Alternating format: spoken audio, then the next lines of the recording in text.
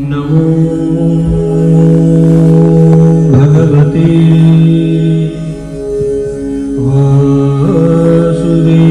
वासुदेवाय।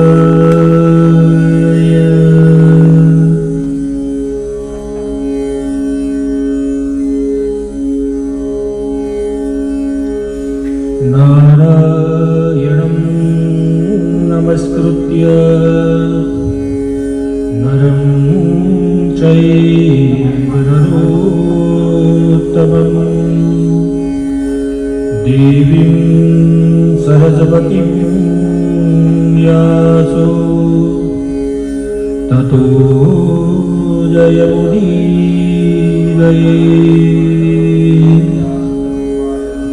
ॐ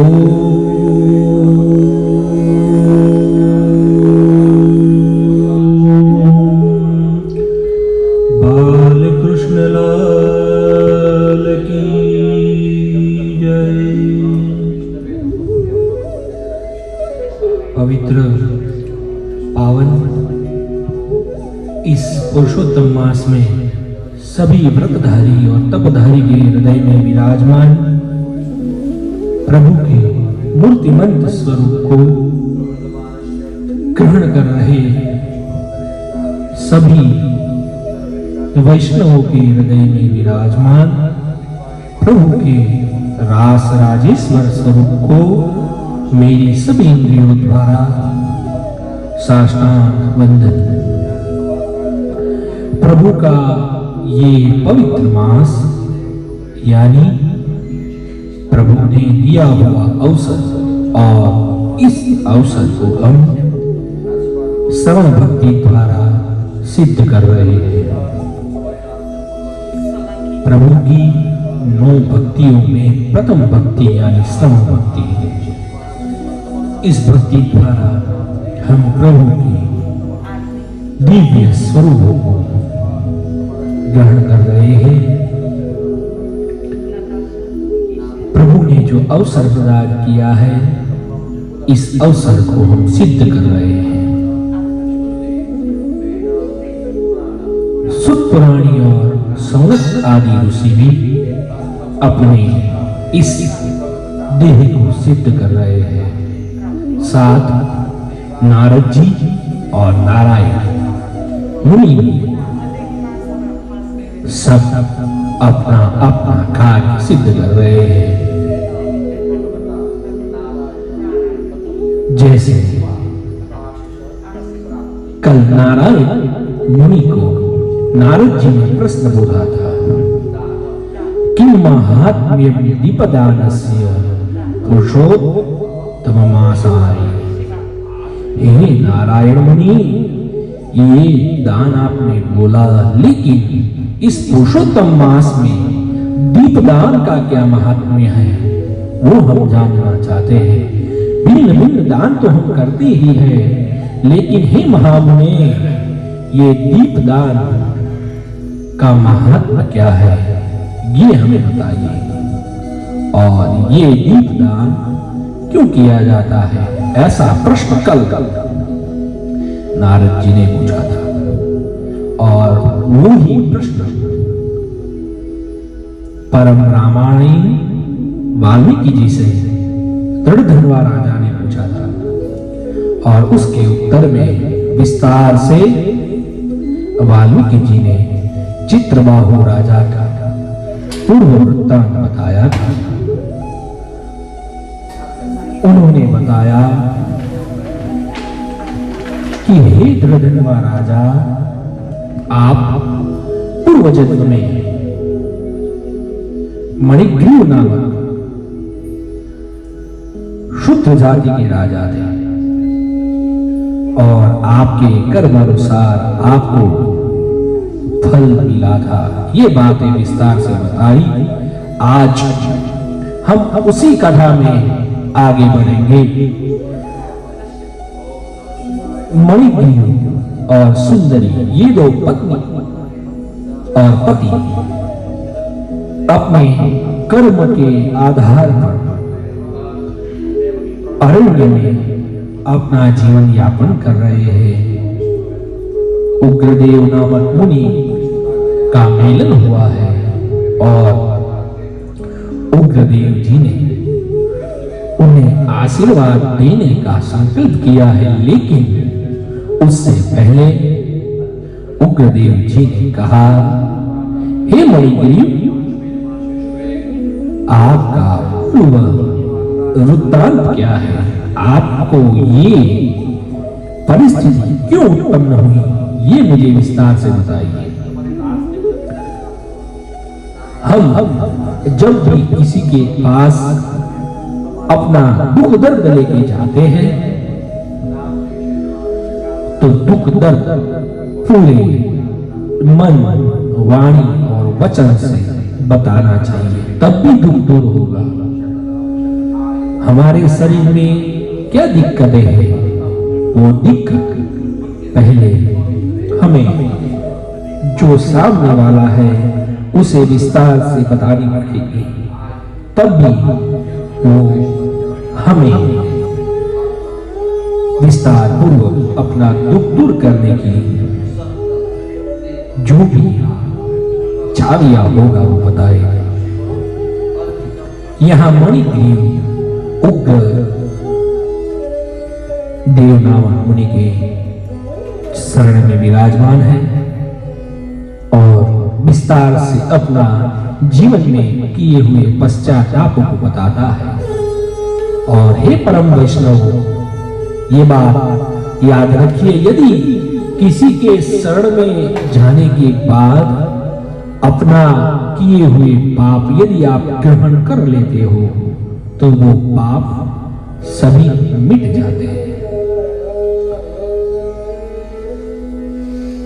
सत्य को स्वीकार करना बहुत ही कठिन है। यदि सत्य ग्रहण कर लिया, मैं गलत हूं ऐसा स्वीकार कर लिया, वो ही प्रायश्चित है। प्रभु की 16 कला हुए, उस 16 कला में सत्य प्रकाश यानी सत्य रूपी प्रकाश को ग्रहण करने वाले प्रभु हैं। प्रभु का भजन भी है, मैया मोरी में नहीं माखन खायो।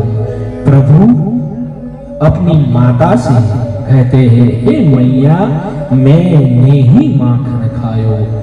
शब्द ब्रह्म है और हमारी मति ब्रह्म में हम समझ नहीं पा रहे हैं। प्रभु ने सत्य ग्रहण किया है, तब भी हम कई बार ऐसा कह रहे हैं, प्रभु ने भी झूठ बोला और हम भी बोल सकते हैं। लेकिन समय समय पर सत्य ग्रहण करना हमारे जीवन में होना चाहिए। ये बातें युधिष्ठिर के जीवन में भी उत्पन्न हुई थी, अर्जुन के जीवन में भी उत्पन्न हुई थी और उसका निराकरण पुरुषोत्तम जी ने, भगवान कृष्ण दिव्यात्मा ने बताया कि सत्य का मार्ग कैसे ग्रहण करें। यहां पर मणिग्रीव नामक राजा अपना वृत्तांत उग्रदेव नामक मुनि के सामने रखता है, बताता है। पुरा चमत्कार पुरे रम्ये विद्वज्जन समाकुले मम वासत भव तत्र धर्मपत्न्या सह द्विज तनाढ्यस्य पवित्रस्य परोपकृतिशालिनः कदाचिदेव योगेन दुर्बुद्धि समपद्यत। हे मुनि, मैं पहले विचित्रपुर नामक नगर में निवास करता था और मेरा उठना बैठना सज्जनों के साथ था। विद्वज्जन समाकुले, विद्वज्जनों के साथ उठना बैठना था। और मेरी जो ये पत्नी थी वो धर्म के अनुकूल थी। मैं धनाढ्य था, पवित्र था, परोपकारी था और शालीन था। लेकिन देव योगेन दुर्बुद्धि समपद्यत, मेरा देववशात, मेरा दुर्भाग्य से मैं दुर्बुद्धि हो गया। तक जीवन में सत्संग रहता है तब तक हमारी सुबुद्धि रहती है।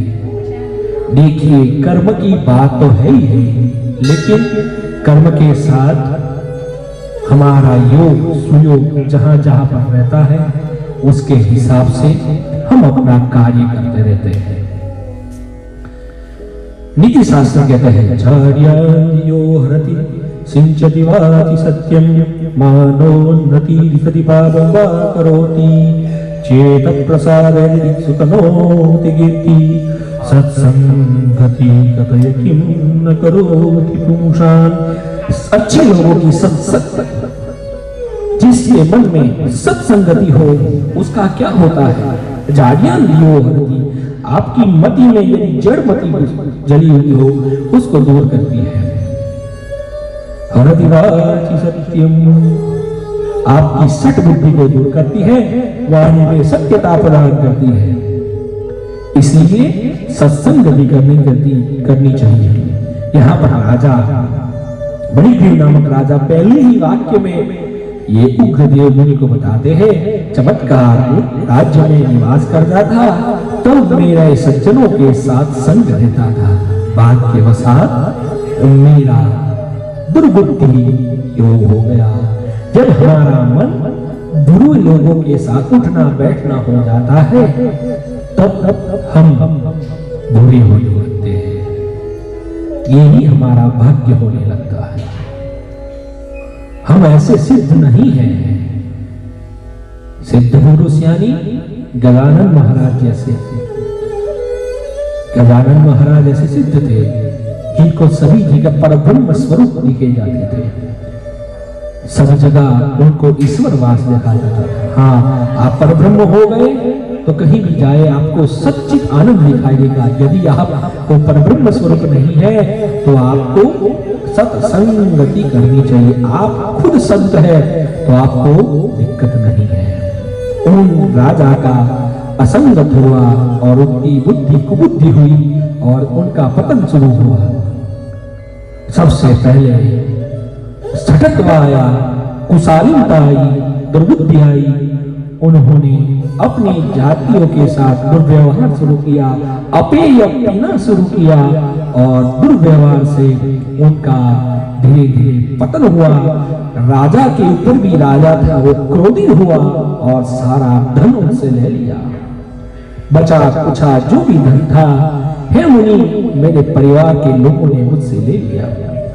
अब मैं निर्धन हो गया, मेरे पास व्यापार अर्थ भी कुछ न बचा। इस निर्जन वन में अरण्य में आकर निवास करने लगा। और देवात क्या हुआ? हे मुनि देवात, आपका योग हो गया। प्राचीन्य पुण्य पुंजेन संप्राप्तो धरणी भवा।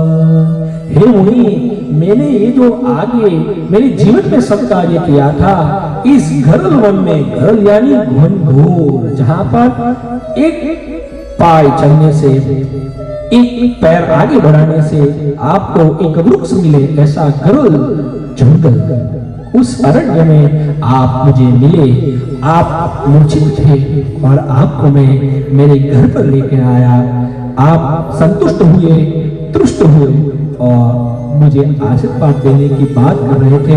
मेरा पूर्व वृत्तांत आपने पूछा, मैंने विस्तार से मेरा पूर्व वृत्तांत बताया। मैं सट था, लेकिन अब मेरी मति सुधर गई है।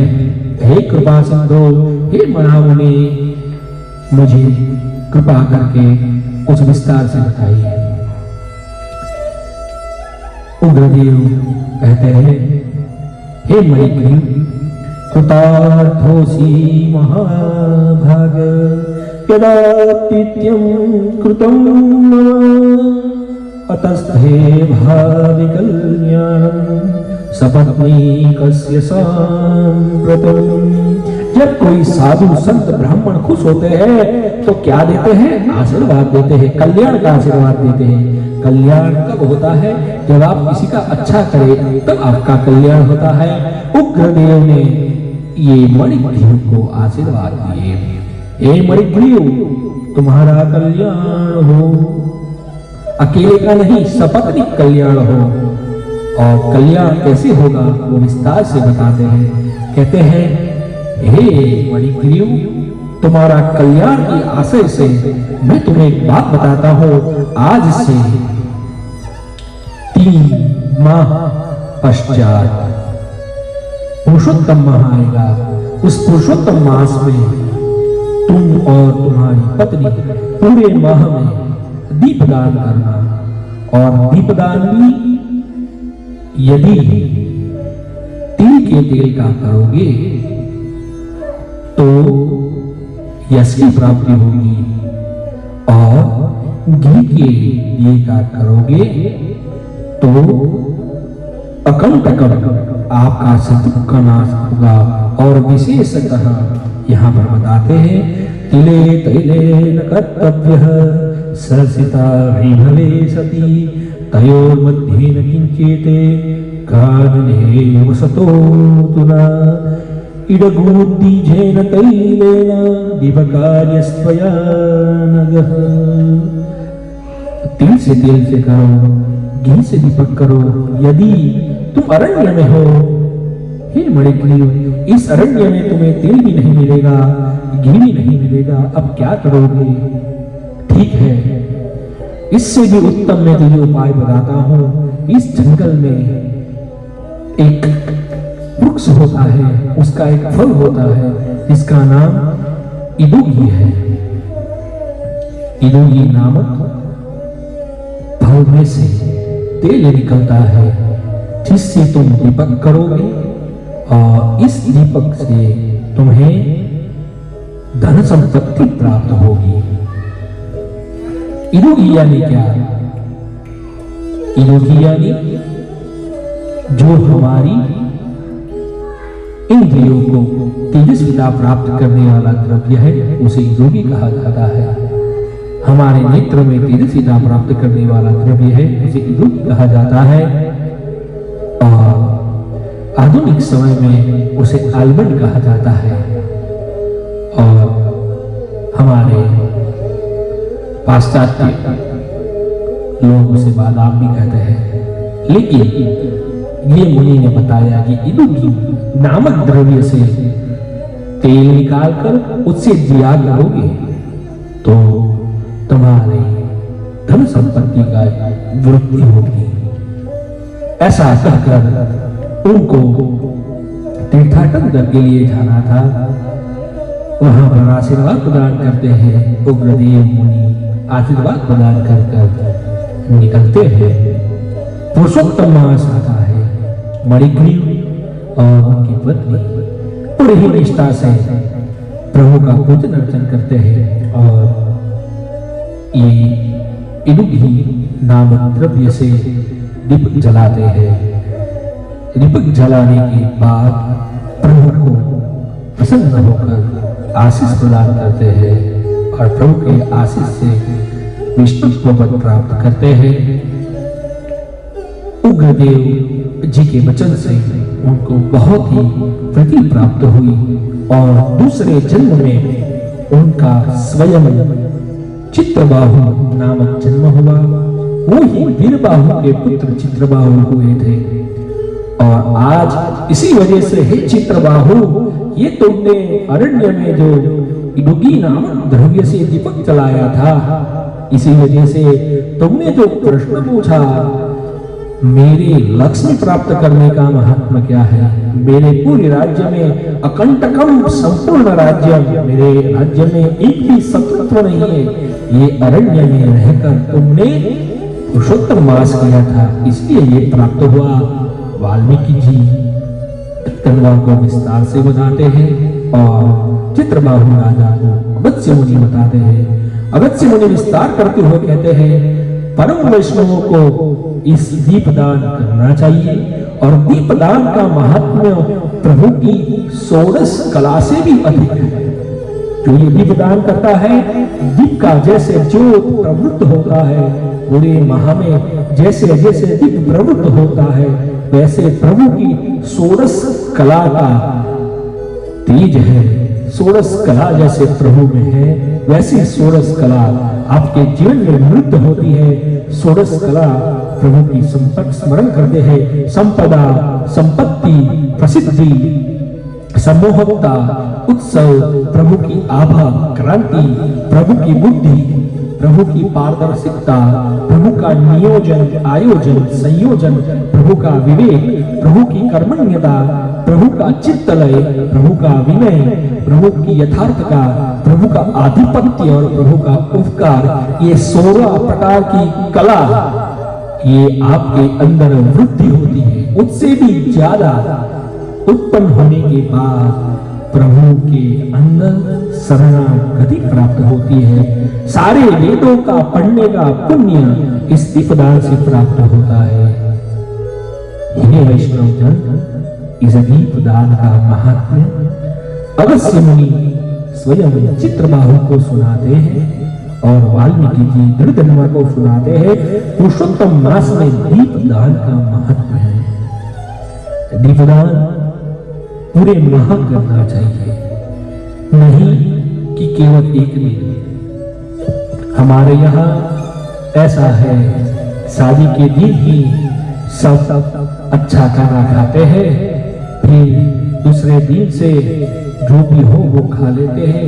लेकिन हमारे यहाँ तो हर दिन दिवाली है और हर दिन अच्छा दिन है, इसलिए हर दिन दीपक भगवान के सामने जलाए, वही पुरुषोत्तम भगवान का स्मरण करे और पूरे माह तक प्रभु को विशेष रूप से दीपदान अर्पण करे और प्रभु प्रसन्न हो, ऐसी भावना करे।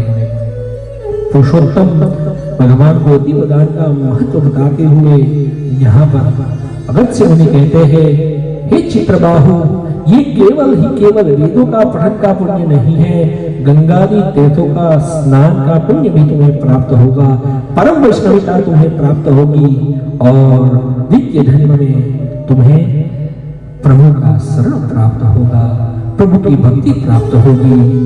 ऐसा महात्म्य बताकर अगस्त्य मुनि वहां से आगे जाने की तैयारी करते हैं। इससे पहले ये प्रभु का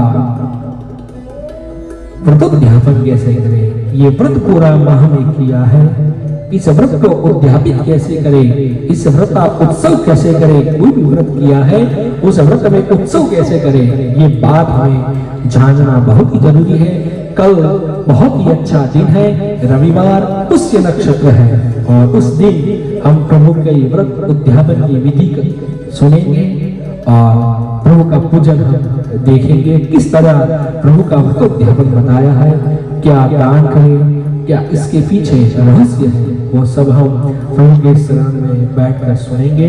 कल विशेष योग है, प्रभु के लिए आपको कुछ कार्य करना हो तो कल आप कर सकते हो। सब के शरण में प्रभु आए और प्रभु के शरण में सब जाए, ऐसी भावना के साथ आज का विशेष संवाद प्रभु के शरण में अर्पित करते हुए जय जय श्री बृहन्नारदीय पुराणे दीपदान महात्म्य नाम चतुर्विंशतमोऽध्यायः।